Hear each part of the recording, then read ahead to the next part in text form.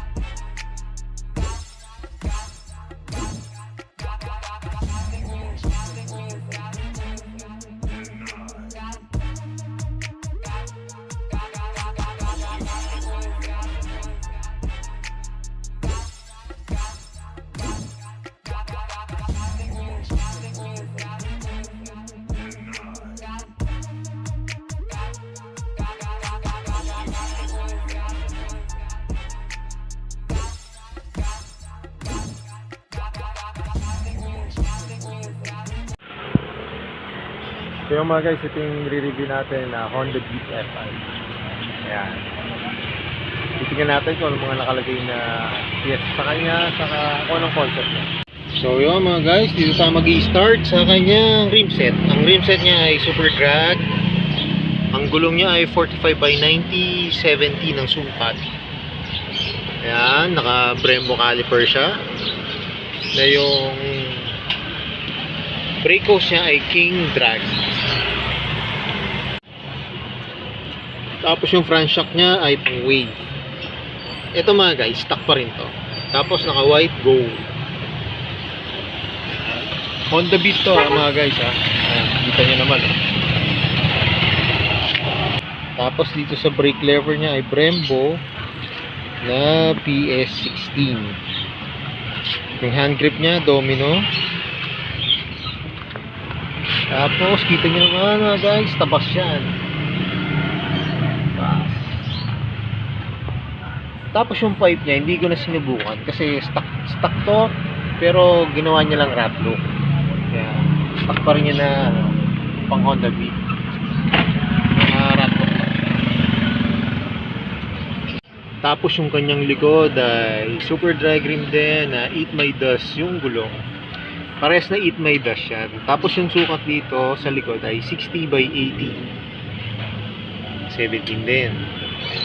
Tapos mga guys, ang kanyang shock ay YSS na ang sukat dito ay 270. Yan, lighten na rin yung crankcase niya. Yan, tabas na rin. Ito nyo naman. Tapos meron siya ritong ganito. Tapos mga guys, ito ang kanyang air filter. Yan. Laki, no mga guys.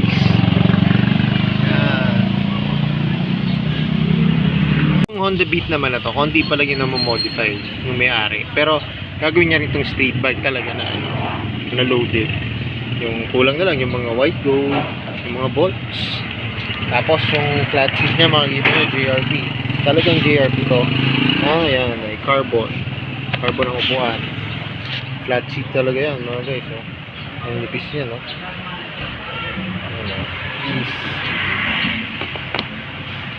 Tapos yung bolts niya rito ay white gold. Naka white gold yan.